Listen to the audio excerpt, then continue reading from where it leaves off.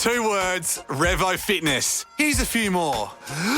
Simple, 24/7, Reformer Pilates, body scanners, massage chairs, squat racks, free weights, pin and plate loaded equipment, no lock-in contracts, no bullshit.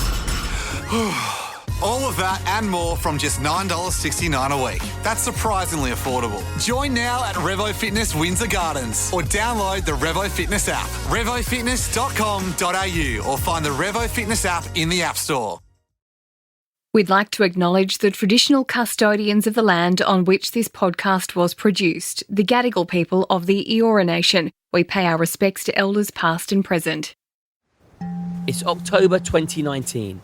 And we're at the peak of Shishapangma in Tibet, 8,013 metres above sea level. Nimsdai Purja is at the summit of the mountain. Anything above 8,000 metres is considered to be in the death zone, where complacency could kill you. It's an extraordinary achievement to make it here. But what makes it even more impressive is that Nims has survived the death zone on 13 other mountains. Just 40 other climbers have conquered this feat, and Nims has just made history as the fastest person to do it. The previous record holder took 7 years and 7 months. Nims has taken just 7 months. He's rewritten the history books and achieved a further 6 world records in the process. Critics said it couldn't be done, but he wanted to show the world nothing is impossible. I'm Matt Middleton, and this is Headgame. Today, Nimsdai Purja on Expedition Project Possible. Nims, we've known each other for almost 20 years now, and I'm so honoured to have you on my podcast. We've been through a lot in the military. We've been through a lot in the mountaineering world. But this podcast is about what you've been through and how you've come out the other side. First and foremost, Nims, how are you, buddy? It's so good to see you. And I miss you, bro. I miss you.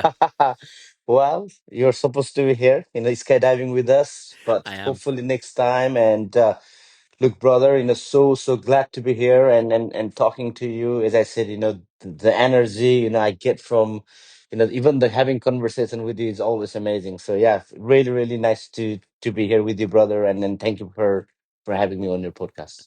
Always a pleasure, brother. So, Nims, let's go straight back to the beginning where everything started for you. You come from Nepal. Where were you born in Nepal? And how did you come to becoming a Gurkha? Because I know that that's a really sort of elevated job or position within the Nepalese community. Was it always in your blood, and was it always bred into you from a young age? So, I was born in, a really humbling family. I grew up in the most flattest and warmest part of Nepal, super warm. And Joining Gurkha was something, I can remember as early you know, as I grew up, because my dad was in the Indian Gurkhas, and my two brothers had just made into the British Gurkhas. For us, one, there is a huge legacy, there's a huge respect, there's honor, being a part of the Gurkhas in British military. But also for me, I was the youngest son in the family. And my both brother who had joined the Gurkhas were married, and my mom used to kind of always say that, look, now your brothers are married, they're gonna go and start their own family, who's gonna look after the educations and all that. And it kind of get me really worried, and I just wanted to look after my mother, and kind of escape the poverty. But also there was a hunger for to be that honorable and part of this legendary stuff that Nepal and United Kingdom has gone for now almost more than 250 years. So yeah. So it sounds like that you wanted to lead the family, Nims. It sounds like, as I know you, you're a natural leader, but it sounds like from a young age that you had that sort of leadership capability within you, from the poverty, from wanting your brothers and your family to succeed and wanting to provide for them. Was that a big sort of push for you to go out into the big wide world, become ultimately a Gurkha, so you could send money back and help the family? Yes, and I still remember the day, out of 32,000 young men aged between 18 to 21.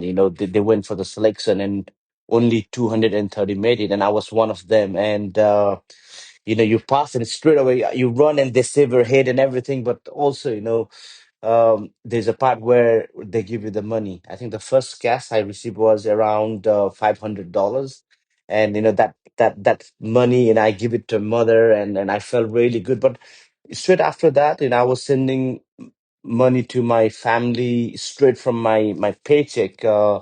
Even when I was in the Gurkhas, and as soon as I made it to special forces, I managed to look them even better. So yeah, I'm a family man, and as you know, and family means a lot to me. And how I take the families, when we're young, little, vulnerable children and kids, they give up their happiness, they give up their so many things that they could have done for our better future. And once we are in that position, as they grow old, I feel like it's kind of, like a I don't know, rotation or the cycle, where I Hmm. feel like, now they're older, they're vulnerable, and you looked after them. And it's such a nice thing to do, I guess. So that was at the forefront of your personality, which I suppose, looking after others and leading in that way has always been sort of manifested in you. But you've done a few selection processes, Nims. Now take me back Yeah. to the pre-selection, for the Gurkhas. Like you said, there's thousands of candidates. You're one of 200 odd that pass. Just take me through that selection process and what that looks like, because it's hardcore. Yeah, yeah. Okay, so for those listeners who doesn't know what Gurkha is and all that, first of all, I think we need to go way back in the history. So when the British Empire was in India, raising the whole of the empire, Nepal is next to India, so they tried to take over Nepal. And even though they have the huge amount of force, the artilleries and everything, they couldn't really, beat the Nepalese soldiers. And there's one story where they even blocked the water for 9 days, and the Gurkhas kept fighting. So, of course, at that point, the British are very smart, and of course, the king of Nepal had enough with this war and everything. So the British asked the Nepalese king, saying, "Look, guys, we're not gonna attack you anymore. We're not gonna have this fight, but can we have this, guys, fighting for us?" And the king was like, "Yeah, actually, it's a great idea, because we also don't want any war." And, so this agreement happened between the United Kingdom, India at that point, and Nepal, three government. It's called tripartite agreement. And since then, it's been going on, and it's only the nature of its kind in the world. But yeah, for me, going through the selection process, like, imagine, you are literally growing up in the poverty, and you might have this amazing opportunity where you're not only respected, but you go to United Kingdom. It's a dream. So that means the competition is tough. 32,000 people applied at my time. And Wow. one of the race we do is, we carry like rock of 35 kg in our forehead, and you run up 4 kilometers. Just because you are physically fit, that doesn't mean, you'll get through it. You also need to be mentally fit. You also need to be well educated. You need to pass the English, math, and all that test. And the selection happens only once in a year. And if you are below age 18, you cannot do it. And if you are above age 21, you cannot do it either. So, it's really big thing, So yeah. And what was it like passing? Being told that you've passed the pre-selection. You're now going to the United Kingdom. Obviously, you're going to be leaving the family, going to the United Kingdom to become a Gurkha. like where, you are super excited first, right? And you think like, okay, because I see all the pictures, from my brothers, all this Big Ben, London Eye, and, all that I'm expecting. So we finished a bit of training and it's tough. But we were put on the plane and we came to London Heathrow and straight away we were put into the course.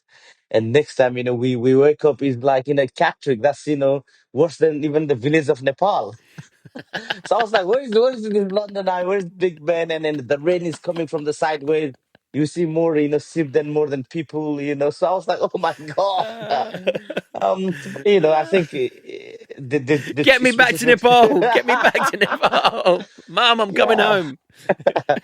Well, I think they specifically choose that in a really remote area for a reason. But yeah, that was it. And then what I realized is it's not only the toughness of the training, but the key here is how you make relatively a young man from Nepal, a village guy or a hill boy, whatever you call it, to a refined soldier. So from really basic of how you use your knife, fork, and spoon to how do you use the toilet and all that. Yeah, and then from that to being super disciplined, super respectful to everybody around, and yeah, I just build on from there. So, when you pass out as a Gurkha, obviously huge pride. You're there. You can not only support yourself, but you can support your family. That whole element of being a child, what you really wanted to do. Did you ever imagine when you passed out as a Gurkha that you would find yourself on Special Forces selection and being the first ever Gurkha to pass selection for the Tier 1 Special Boat Service? No, big and I never really imagined that, and then to be honest, we are only limited by our knowledge, and we didn't have, being honest, when I was in Nepal, I didn't know what UK Special Forces does, what SBS is, or I didn't even knew what SAS is and all that. But once you join the military, and I found out about them, they're actually even the coolest, they are, they're so much superior. And I thought, like we're best. But then yeah, and again from that, I think why I wanted to go to SBS or in the UK Special Forces in the first place is, and I think once I served into the Gurkhas for 5 years, and I realized that Gurkhas are really tough soldier, well disciplined, the most loyal of the loyal, the bravest soldier in the planet, and but no one I would had say met the through it. elite of the conventional forces. They Yeah, are like the paras and marines. They're the elite of the yeah. conventional forces. Yeah, and also like the biggest assets of the Gurkhas is like because we speak the same language and we do everything and and there's a huge amount of brotherhood. But also like I was like, okay, if we are the best, why none of us are in SBS, or why we don't have so much in the SAS and all that. So I think I wanted to break that barrier not only for myself but the rest of the guys, who I always believe, doesn't matter who you are, there will always be someone who is smarter, someone is stronger, someone talented than you. But sometimes you just have to open the barrier, and many Gurkhas perhaps don't see that, So, and I also wanted to be at least somebody else, representing the Gurkhas in that top tier one unit. So, and honestly, I had no clue. So, and all I hear is like, they are the toughest soldiers in the planet. They are like this, they are that, they are like James Bond, all this. So, I had no clue how the selections run. So, again, guys, my training resumes as a preparation. That's like 6 months before you even you go into selection. So, I was like waking up 1 o'clock in the morning and big burden of 75 pounds. I kind of run from home to the military barracks in Chaham, from Maidstone, and then the whole once you get to the camp, you have breakfast, but then you also need to do whatever that physical task of that morning is, with the military. So I do that physical exercise, or PT, we call it physical training exercise. So, and from there, obviously, and I was a building and structure finisher, so plastering and tiling whole day. And in the evening, 4 o'clock, I used to run clean fatigue. So clean fatigue is like, this time I will not carry my burden. I leave it there. I run back home again, 20 kilometer, have a quick dinner, then go to the gym, cycle 65 kilometer. And because I wanted to go to SBS, so I had to be good in swimming. So I used to do like front crawl, like 100 times non-stop, in 25-meter swimming pool. And I never, you know, honestly, I train like that for 6 months, 6 days a week, and I never say, okay, today there is raining, today there is a black ice in, on the road. You know how it is, and it's, the weather in UK is very miserable, and you can easily sleep, but I never make any excuses and all, because I really wanted to do something. And even from this point, the purpose was not only about me and my desire, but, and again, I keep saying this to many, many people who have even given interview or talk. I was like, if I even pass this, even if I get selected by the UK Special Forces group, that I'm happy to work for free, you know. So yeah, and eventually, I pass it, and then of course, me from pool, and also Big Brother. You were so supportive.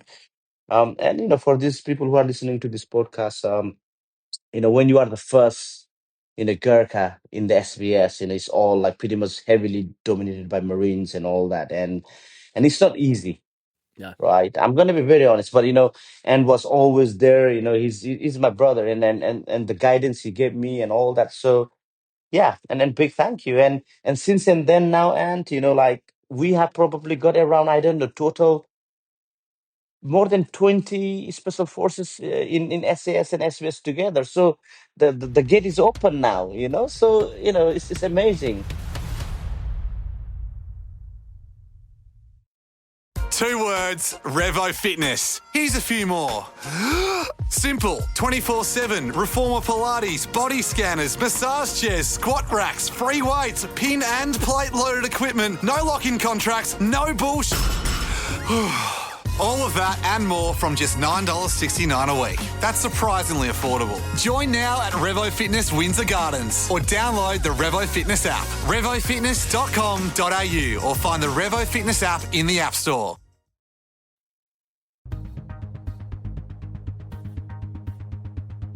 Talk about breaking the mold and being a trailblazer.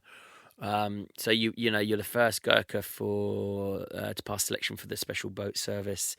You have an outstanding career, and then you leave because this passion of yours to lead the way, to trailblaze, to break molds. So talk to me about Project Possible, because I remember it well. I remember you leaving the military, and everyone Yeah. was like, why are you leaving the military to go and kill yourself? This is, a suicide mission, because you wanted to break the record to summit all 14 peaks above 8,000 meters. Hmm. There's only 14 peaks above 8,000 meters. And you left the military to go and shatter this record, which everyone thought was impossible, but you named it Project Possible. Put me into your mindset that you had in order to believe that, one, you could jump from your dream job as a special forces operator Yeah. to then go and smashing this unbelievable record. I've always, tried to be the noise of those people, who are unheard or who doesn't have the voice. The Sherpas never had the respect and the name that they deserve. That was really, really, key thing that mattered to me. And the second in line with that one was, I really believe that through this project, I can show the world that doesn't matter where you come from, what your background is. Either you grew up in a really humbling family without anything else, or whatever it is. Either you can be black, white, brown, doesn't matter.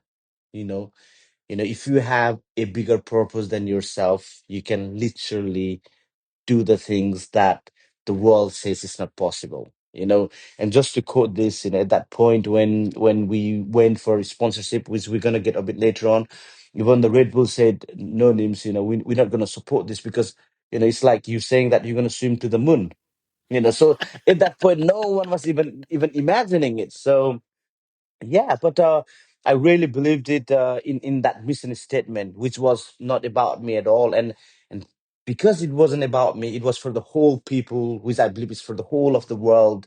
That I could change the way of thinking. I could change, all that stuff. So, which I believe in, But I think Yeah, you you can do. come with so many ideas and stuff, but if you don't believe in that purpose, then that is nothing. You can say a few people here and there, but because it's not really what you believe in, so that cannot go that far away. But it's something that I believed in from my bone, I don't know, from his molecules, So that's why And I I love what was, you said. It was bigger than you. The yeah, purpose was yeah, bigger than yeah, yourself. And when you've got a purpose like that, and the positive mindset that you have, you can flip the impossible into the possible, can't you? yeah. And it was so tough though, like, now you have already leave your career in this special forces. You have gone big time announcing the project. No one believes in. You are already now in the social media. Obviously, that's no way going back into SF anymore. The pension is gone. You kind of sold your house to start off in a first or second mountain. No, and then I'm really forever thankful to you, and which I'm gonna bring this on this podcast, because when I had nothing at that point, I still remember, you give me quite decent money for me to go and cover actually two mountains. So big thank you, brother. And it wasn't only the money. It's like, when you have and you give whatever it is, that doesn't mean. But when I needed the most, you were there. So, once again, big thank you, and yeah, thank you. Do you know what I remember our conversation well when you said, "No, Anne, I need to get paid." I'm like, "You don't need to do anything." I said, "Just stick to this part of the deal. I just want you to come back alive." Yeah. And you certainly done that, Nims. So I remember the first three climbs you smashed out within days. Take me back to that mindset of you tackling 14 of the highest mountains in the world, knowing that that record was 7 years and you wanted to do it in 7 months. Take me through the first three climbs, because I couldn't believe how quickly you smashed them. And no wonder the sponsors came Yeah. after that. Yeah, I think, and the big thing is, yes, we managed to smash that and all that. We were on the Annapurna, the first mountain, and Annapurna is known for, they call it, it's the most dangerous mountain in the world. One in four people dies, and second, K2 is there. Um, and we were on that mountain, and we've been working so hard, and the thing is, yes, eventually we summited. We came from the summit back to base camp, and we were basically at the base camp prepared to go to the second mountain according to the plan, which is Dhaulagiri. The helicopter was supposed to come. But what happened was that very morning, we were made aware, like NIMS, Dr. Chin is alive above Camp 4. And when I look at the footage of that, person who was flying the helicopter around, and then this poor man was, just below the summit, just waving his hand. And what I really thought at that point was, if that was me, any tough decision I make in my life, I always put myself in that person's shoes. And I was like, if that was me. So, Nims, let me just break this down. You just summited your first mountain, which was Annapurna, and you're back down. You've got a time scale to meet because you know you need to get to the next mountain. You know you need to smash these first couple of mountains in order for the mission to continue, because you won't get the funding. And then all of a sudden, you get down and there's someone in the death zone on the very mountain you just summited, and you need to make a decision. You look at these footage and you go, right, rescue mission straight away from the very first mountain. What's going through your head when you're down there and you think to yourself, I've got a helicopter that I can jump on right now to go to the next Yeah. mountain, or do I spend the next couple of days? I think it comes down to basically, first of all, who you really are deep inside. And then, of course, we did so many missions, from the special forces. You were on some of them together, even with the Gurkhas. We never leave anyone behind. And the basic principle of life is, if you forget what you've been taught, all the good stuff, you're never gonna progress in life. So I kind of took that away. So yeah. How hard was it to not only make that decision, but how hard was it to go back up on the most dangerous mountain in the world to risk your life to save a life? I think the decision making wasn't hard, if I'm being really honest. I know what I have given up everything, but that's all materialistic, but there's people's life. So it was really easy, but the mission was next level because, we went straight into we're dropped at just below Camp 3, and from Camp 3 to where Chin was on the day when we opened the line, it had took us 18 hours. Okay. And now I'm thinking like Dr. Chin has been there for more than 24 hours, so, we are racing against the time. So I think that's when we set off, and we were like going as fast as we could. And we got there within 4 hours and we straight away tried to get him as fast as possible. And yeah, it was pretty much the rescue over the most of the night.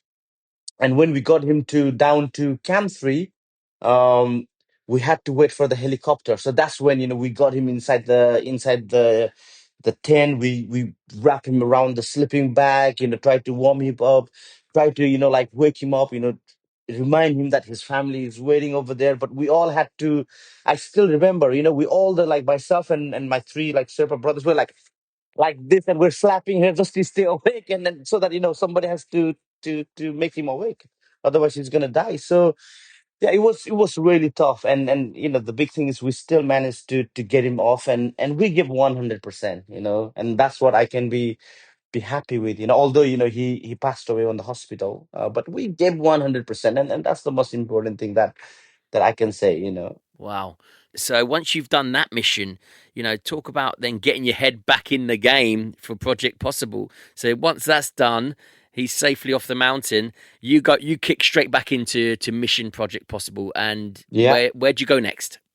we went to Dhaulagiri, and again, this mountain was next level. I still remember we probably barely sleep in 5 days, because we lost the good weather because of we tried to go and rescue Mr. Chin. That means we lost 3 days of the good weather. That means we are now climbing in storm. And I still remember all my like team, Sherpas were really really scared. Like, Nims, how we gonna come down? We don't even see anything. And I was like, bro, listen, I come from special forces. My navigation is on the spot. It is my end. And look, I'm right at the front. And we keep pushing. We keep pushing. And it was the most horrific, I would say, weather. But yeah, I think just because we had that purpose, and we're saying like, because we have also just came from doing a really good thing. So I felt like spiritually we are also like, protected. 2 words, Revo Fitness. Here's a few more. Simple, 24/7, Reformer Pilates, body scanners, massage chairs, squat racks, free weights, pin and plate loaded equipment, no lock-in contracts, no bullshit. All of that and more from just $9.69 a week. That's surprisingly affordable. Join now at Revo Fitness Windsor Gardens or download the Revo Fitness app, revofitness.com.au, or find the Revo Fitness app in the App Store.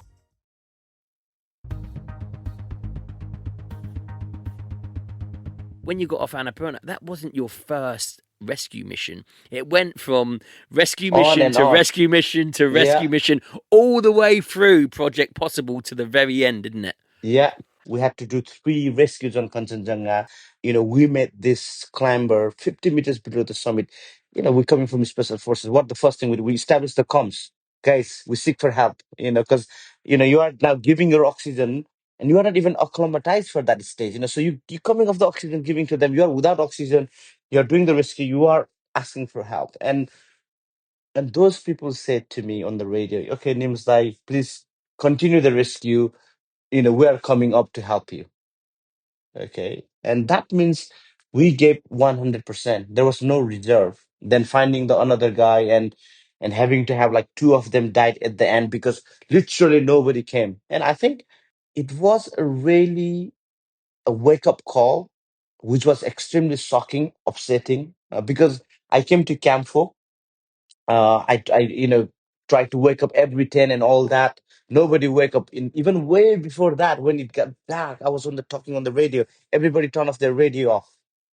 so it really hurt me as well. But I knew that I was doing true things. I knew that I was who if you really look at under your skeleton, this is Nims. So I was proud of who I am. So I know I called my wife Suchi at that point, and I was in tear, and I was crying like a baby, and this happened. But that's me. So let's talk about when you've hit the 14th peak, you come back down, you have smashed the record from nearly 8 years to 7 months. What did that feel like, mate? To know that you've just absolutely annihilated this record. You feel amazing, because and at that point, because everybody thought that, oh, is he gonna do it? Is he not gonna do it? And all that, and eventually I did it. So everybody was happy. Okay, the the Netflix show, 14 Pics was the must-watch documentary of that point.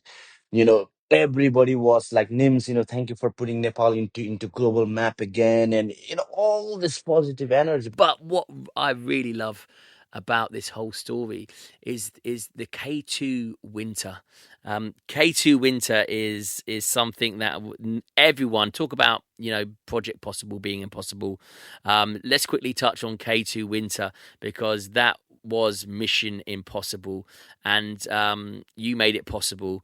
And when are we going to see that come into light, and when are we going to see that hit our screens?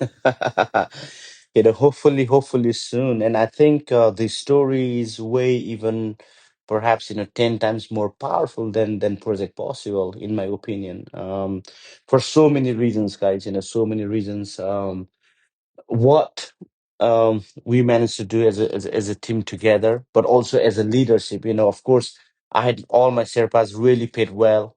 And arguably I could be the first person to be there. Perhaps, if I plan it for my own glory, on my success, on my name and all that. And that's how the whole expedition has been in the past. But I'm man of fairness, and I always believe that, since we all are working together, why we don't take and share equal success, equal name, equal glory. And K2 was the only mountain in the world that was never climbed in winter. You name whatever the best mountaineer in the world, you guys, you name it. They all have tried it. Nobody made it. But it's So not accessible. K2 isn't accessible at the best of times, let alone in winter. Even winter, yeah, yeah, even in summer, it's yeah, you tough. can't. It's tough. It's not accessible. Sometimes you can't even access the mountain in summer. What I loved is that viral moment of you on K2 Winter with your Nepalese team Yeah, walking to the summit, hand in hand, cuddling together, singing the national anthem. Is that right? yeah, The yeah, Nepalese yeah, national yeah, anthem to the yeah. very summit.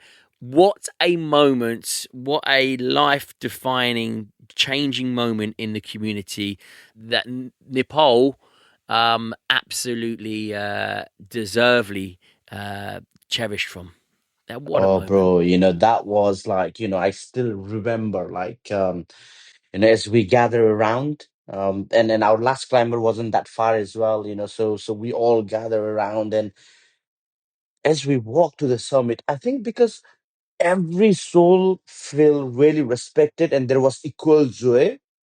I didn't even care about the view, and it was just that energy, because most of the guys were in tears, when we're like, inner, and when we see it, and it was a so much power of spirit, power of happiness, power of fairness, power of sharing the joy, and that's when we again put Nepal into global map. So yeah, it was the best thing. But also, what I managed to do here, and was when I did the 14 peaks straight away after the documentary, the Western climbers start criticizing me, and quite rightly, David Goggins says that if you even walk into the water, they will say he's walking in the water because he cannot swim. So anyway, but it had got to me, so I was like, okay, so at this point, before I did the summit brief, we checked the weather. I read the weather out. Now here's the weather, team. We need to go and climb this. But one team member among us has to climb, at least one has to go without oxygen. And I asked individually, and the team said no. And at this point, the team didn't knew what I was going through. So I had a frostbite on a frost nip on my three fingers here and three fingers here. But I was wearing small gloves and I was hiding it because as a leader, you don't want to show the weakness, you know. But at this point, because little things matter on the big mountains, and those little mindset is the difference between success and the failure. Hmm. And I didn't want it to And show them life any and death. weakness, exactly, exactly. So at this point, for the first time, I take my gloves out and I said, guys, look, my three fingers here, I have a frost nip.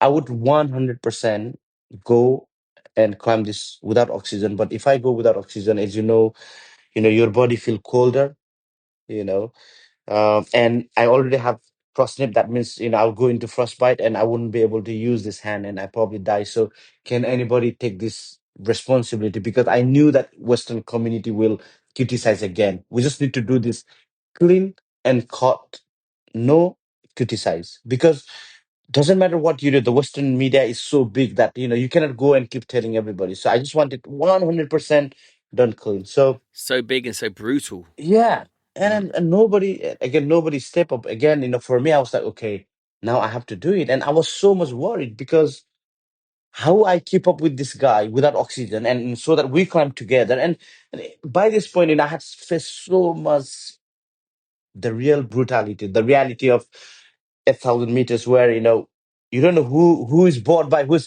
where, who's there. So I was thinking, if I'm late by the 10 meters point, then somebody's just gonna go and take all the glory, and the equal division won't be there, and all that is stuff. So I was like, okay, but anyway, you know I was right at the front, managed to stop, and the first post we made it, and this is what the military special forces teach you: anticipation. We talked about the team, and the first post was about the team. And guess what? It's straight away the Western community saying that, oh, it's not a great because it was with oxygen and all that. And I'm just wait there. I was like, okay. And I even wanted to tell this story, but I saw some of the comments devaluing the achievement. And those people who were criticizing were some of my Western friends who had summited mountains on the lines me and That my you team have fixed. fixed it. Yeah.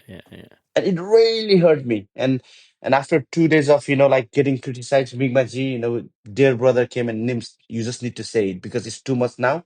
We just need to kill the negativity. And that's when I said, okay, I have done without oxygen. But yeah, the story is so powerful, and but it was again with the purpose.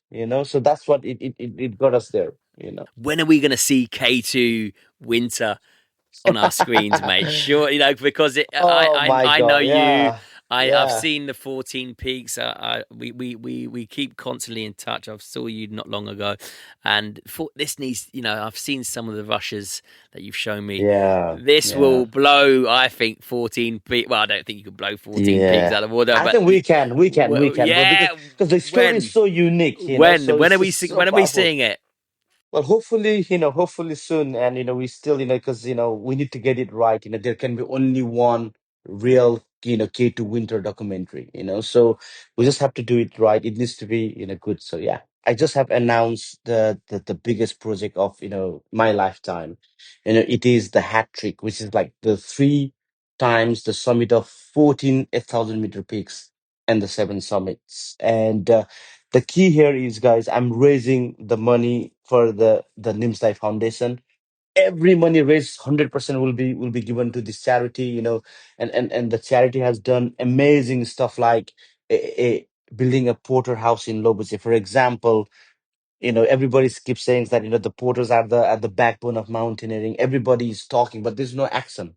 You know, how long this guiding industry has been there for 60, 70 years? But it is so sad to see that when people trek for 6, 7 days, they go to Feriche, and from Feriche they go to this village called Lobache, which is the second last village of getting to the base camp. And unfortunately, at Lobuche, there is no accommodation for those poor guys, really humble guys to sleep in, and they have to go back to Feriche. So we are making a porter house, and I think it's all life is about dignity. right? So if we give them that little respect, whatever it is, they feel like, yes, we might be the most least paid people in this industry, but we are being at least respected here. We are looked after, so this is why, that really nice porterhouse is getting made there. And we are also, supporting any veterans, who has got, PTSD and all that. They can come and do some sort of adventure. And I'm a big believer that any illness can be recovered through adventure. This adventure is the thing, guys, and everyone who is listening this podcast, I know me and my brother Ant is running a trip to Kilimanjaro for all these novices who wants to get into mountaineering or climb big mountains. But it's also not only about that, guys. It's about, if you go and do some outdoors, either that could be skydiving or that could be, climbing small mountains or big mountain. It keeps you young. It keeps your inner child alive. So that's why, and it's the same thing. I come and serve these soldiers, who give their life for this country, who are prepared to die, looking after them through adventure. And equally again, I believe that uh, Earth is our only home, even though Elon Musk is trying to put things on Mars. But right now, Earth is our only home. And as names die, what I do is I look after the big mountains. So we've been doing the big mountains cleanup project for last couple of years, and it is not cheap. And but I am right at the front doing it, and hence why we need, those level of funds to do good things. So if anyone is there to sponsor again this project, guys, I don't even take that money for the expedition. It goes towards the foundation. Please help us. That's all I And when wanted you to say, are bro. Nims, when you're at the forefront, you're going to take all the good and all the bad. When you're trailblazing, we are indeed running an expedition in Kilimanjaro this August. So check out Nims Day's website. I will be there leading with Nims. So jump on board if you wish. Nims, you are indeed brave and you are indeed loyal. Everything that you've brought forward from becoming a young Gurkha at such a young age. Stay brave, keep leading. Stay loyal, and Nims, just be you. Thank you, brother. Thank you so much, brother. And thank you everyone who's listening to this podcast. If you'd like to find out more about Nims' story, you can read his memoir, Beyond Possible. Thanks for listening to this episode of Head Game. If you enjoyed it, please leave me a review or share it with a friend. I'm Ant Middleton. See you in the next episode.